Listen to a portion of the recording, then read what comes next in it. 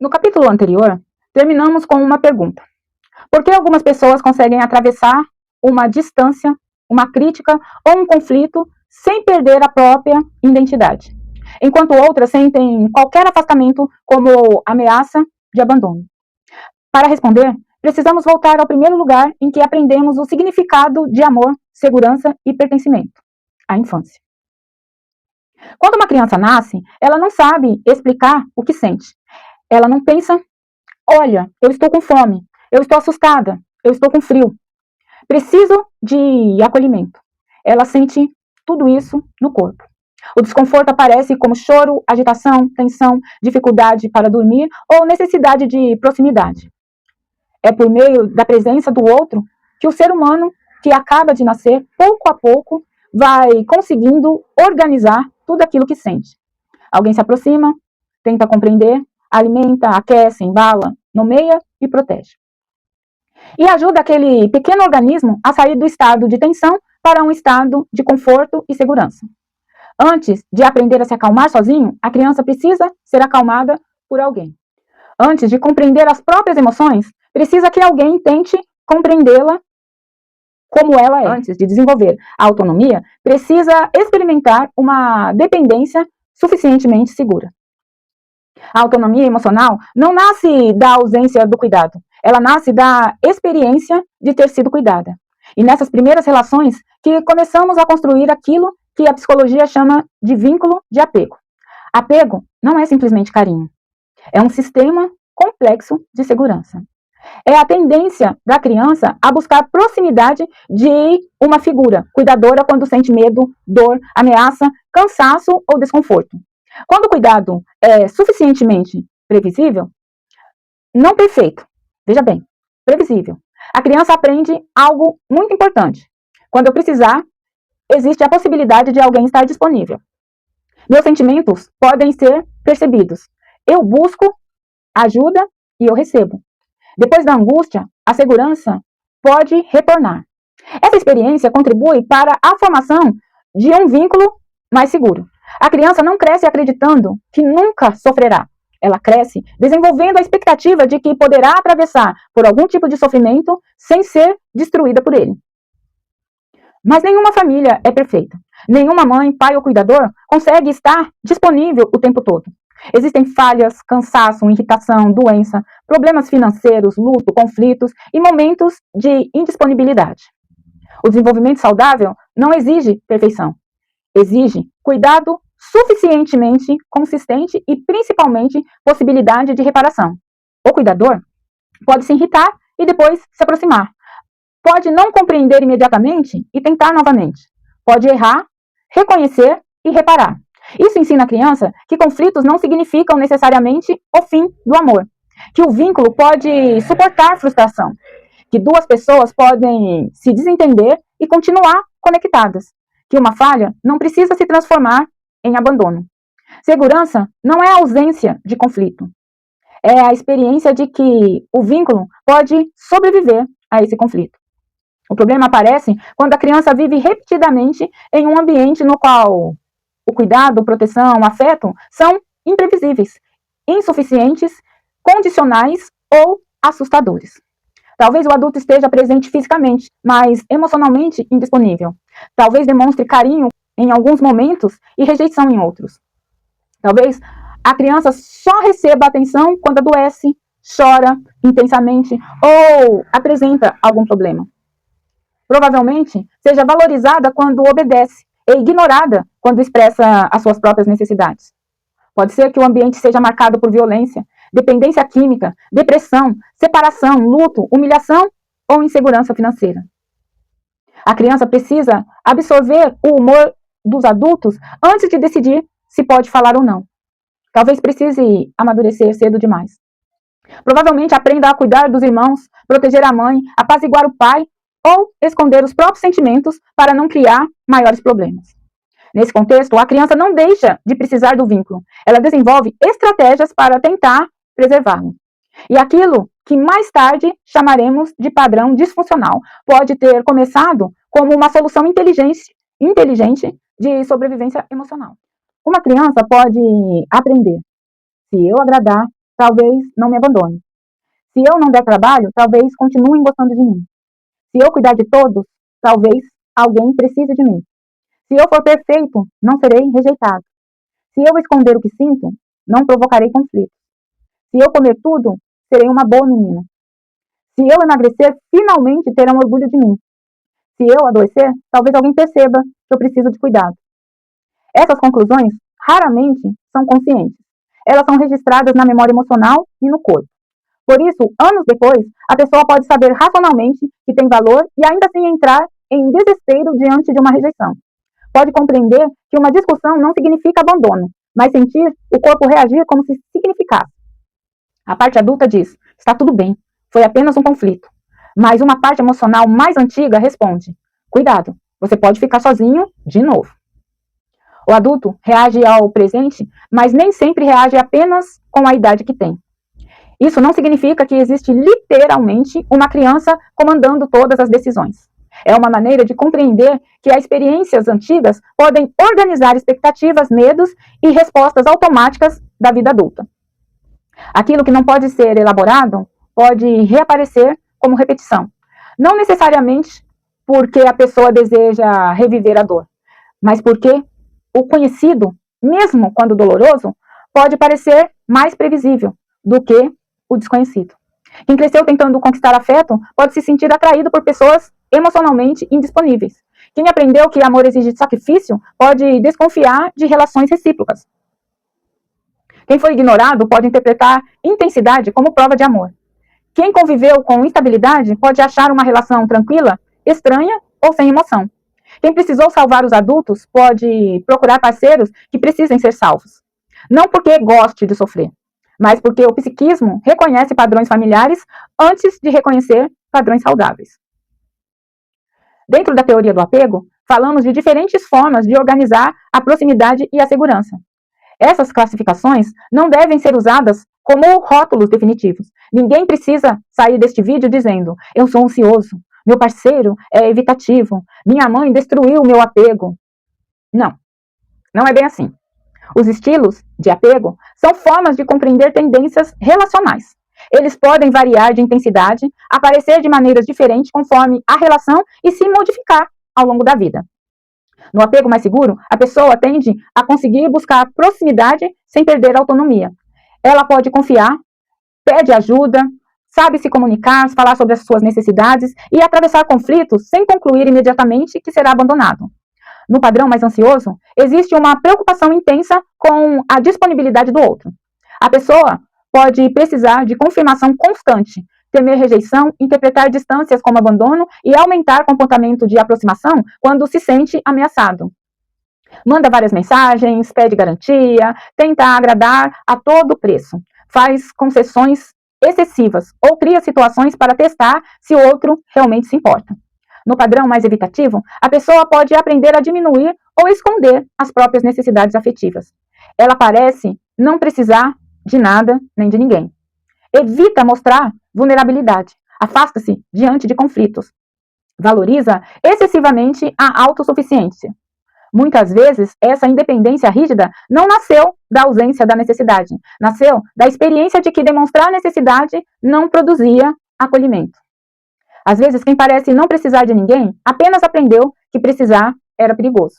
Também existem histórias marcadas por medo e desorganização, nas quais a mesma pessoa que deveria representar proteção foi em algum momento fonte de medo e ameaça. A criança quer se aproximar porque precisa de cuidado, mas também deseja se afastar porque sente medo. Na vida adulta, isso pode aparecer como relações intensas e contraditórias. Não vai embora, a pessoa diz. E quando a outra não vai, ela logo grita, não chega tão perto. Preciso de você, mas não confio em você. Quero ser cuidado, mas tenho medo de depender. Esses movimentos não são defeitos de caráter, são maneiras pelas quais o sistema emocional tentou organizar experiências complexas. Agora precisamos fazer uma distinção fundamental. Compreender a influência da infância não significa culpar automaticamente pai, mãe ou cuidador. Culpa e responsabilidade não são a mesma coisa. Muitos adultos oferecem somente o cuidado que aprenderam a oferecer. também foram crianças feridas. Enfrentaram pobreza, violência, racismo, abandono, sobrecarga, falta de informação, doenças, transtornos mentais e ausência de suporte. Reconhecer esse contexto pode ampliar nossa compreensão, mas compreender a história de quem nos feriu não exige negar a nossa própria dor. Uma mãe pode ter feito o melhor que conseguia e ainda assim aquele cuidado pode não ter sido o suficiente para determinada necessidade daquela criança. Um pai pode ter sido vítima da própria história e ainda assim ser responsável pelo efeito das suas escolhas. Duas verdades podem sim coexistir. Eles também sofreram e eu fui ferido. Maturidade emocional não é escolher apenas uma dessas verdades, é conseguir olhar para as duas sem abandonar a si mesmo novamente. Compreender não é absolver tudo. Perdoar não é negar o dano. E reconhecer a dor não obriga ninguém a viver preso no passado, se vitimizando. A infância influencia, mas não determina.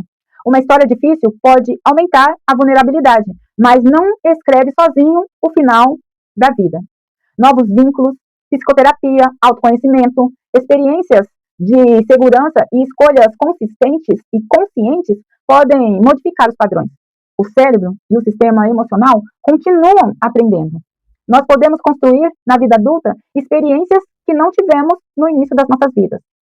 Podemos aprender a pedir ajuda, estabelecer limites, receber afeto sem desconfiar de tudo, discordar sem desaparecer, reconhecer necessidades, aprender a dizer não, suportar frustrações, escolher relações mais recíprocas e cuidar de nós mesmos sem experimentar a culpa por existir.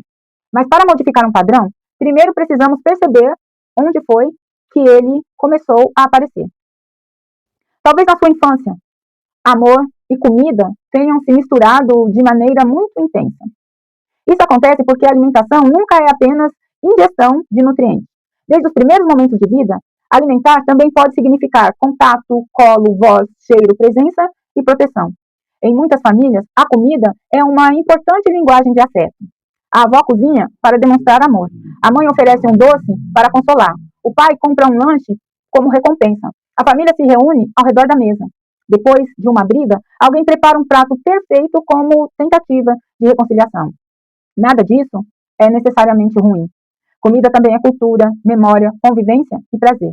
O problema não está em existir afeto ao redor da comida. O problema pode surgir quando a comida se transforma na única linguagem disponível para expressar ou regular emoções. A criança está triste e recebe comida. Está entediada e recebe comida. Comportou-se bem e de prêmio, comida. Chorou e de consolo, comida. O adulto não pergunta o que aconteceu, apenas oferece algo para interromper o desconforto. Aos poucos, a criança pode aprender. Quando eu sinto alguma coisa, eu como. Em outras histórias, a mesa se transforma em lugar de controle. Você só sai quando terminar de comer tudo. Tem criança passando fome, sabia? Se você não comer, a mamãe vai ficar triste. Você comeu demais. Olha, para que comer tudo isso? Desse jeito, você vai virar uma baleia, vai ficar enorme. Essa roupa não serve, porque você está muito gordo. Seu irmão pode repetir. Você não, já comeu demais. A criança deixa de aprender a reconhecer os próprios sinais de fome e de saciedade porque outra pessoa decide o que, quando e quanto seu corpo deveria se alimentar.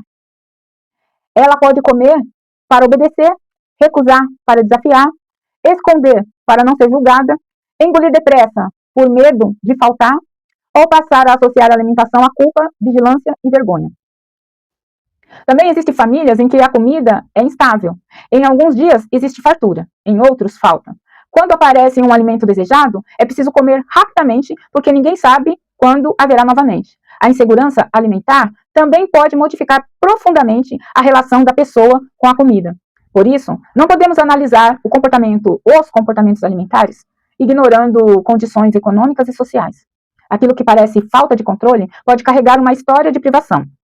Aquilo que parece excesso pode ter sido aprendido em um ambiente no qual guardar, aproveitar e comer enquanto existe era uma estratégia de sobrevivência. O corpo tem memória de abundância, mas também tem memória de escassez. Nem toda relação difícil com a comida nasceu da abundância. Algumas nascem do medo de falta. Agora pense em uma criança que não recebeu acolhimento emocional, mas encontrou na comida uma experiência previsível de prazer e alívio. A pessoa que deveria abraçá-la talvez não estivesse disponível, mas o alimento estava. O adulto podia rejeitar, a comida não rejeitava. O ambiente podia ser imprevisível, o sabor era previsível. As relações podiam produzir medo. Comer produzia alguns minutos de conforto.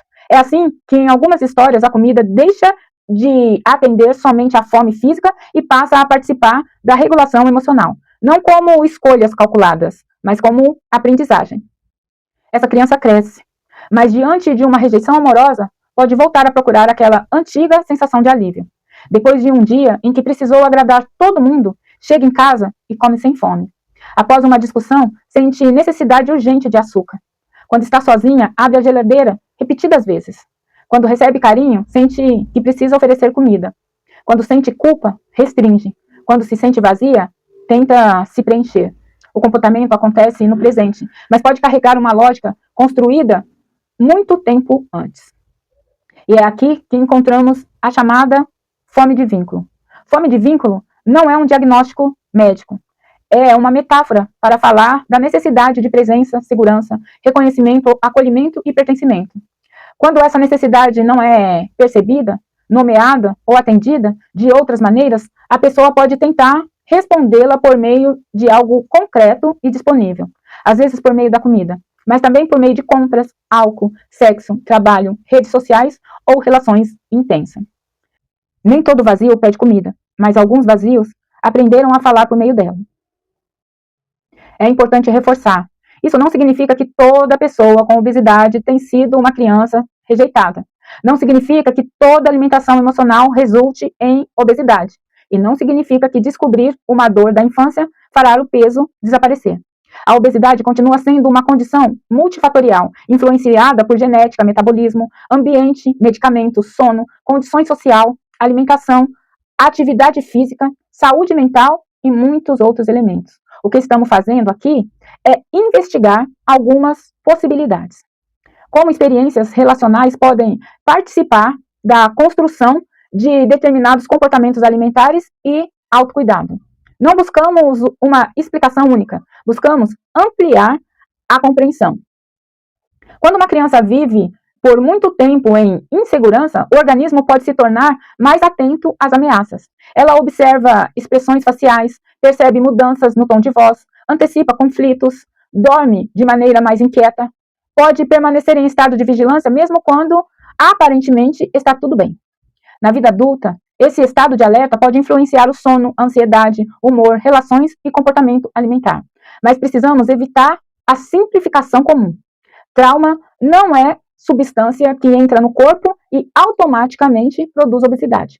Os caminhos são múltiplos. Uma pessoa pode responder ao estresse comendo mais, outra perde a fome, uma dorme, outra fica insone, uma busca relações, outra se isola totalmente.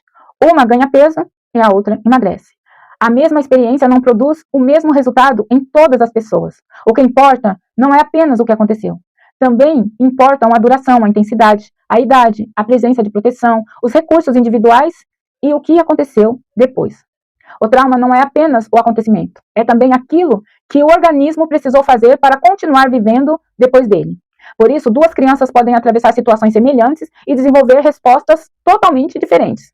Uma pode ter encontrado proteção em um avô, outra em um professor, uma pode ter tido espaço para falar, outra precisou manter segredo, uma recebeu acolhimento depois, outra foi desacreditada. Vínculos seguros não apagam o que aconteceu, mas podem modificar profundamente a maneira como uma experiência é processada. Somos feridos em relações, mas também podemos ser reparados por meio delas. Eu quero propor agora um exercício. Não é para procurar culpados, é para identificar aprendizagens. Pergunte a si mesmo: quando eu era criança, o que acontecia quando eu chorava? Alguém tentava compreender ou mandava que eu parasse? Eu podia demonstrar raiva? Eu tinha permissão para dizer não? O carinho era constante ou dependia do meu comportamento? Eu precisava ser útil para receber atenção? Eu me sentia responsável pela felicidade dos adultos? Havia comida suficiente em casa? A comida era usada como recompensa, consolo, ameaça ou punição? As pessoas comentavam sobre meu peso e o meu corpo? Eu podia deixar a comida no prato quando estava satisfeito? Aprendi a esconder meus sentimentos ou apenas a silenciá-los? Quando eu precisava de proteção, quem é que estava disponível? Talvez algumas dessas respostas produzam tristeza. Talvez você perceba que recebeu muito amor, mas pouca compreensão emocional. Talvez reconheça que seus cuidadores fizeram o que podiam dentro das condições que possuíam. Talvez descubra que determinadas estratégias ainda organizam a sua vida. O objetivo não é utilizar a infância como prisão. É reconhecer o ponto de partida para que você possa escolher outros caminhos. Você não é culpado pelas estratégias emocionais que precisou desenvolver quando era criança. Mas, na vida adulta, pode se tornar mais responsável por observar quais delas continuam te protegendo e quais delas já começaram a te adoecer. A criança que precisou agradar para receber amor pode se transformar num adulto que não consegue dizer não.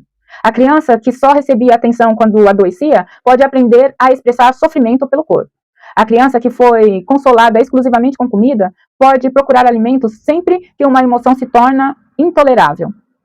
A criança criticada pelo peso pode crescer alternando restrição, culpa e perda de controle. A criança que viveu escassez pode sentir medo de deixar comida. A criança que precisou ser invisível pode comer escondida. E a criança que nunca se sentiu acolhida pode aceitar qualquer relação que prometa pertencimento.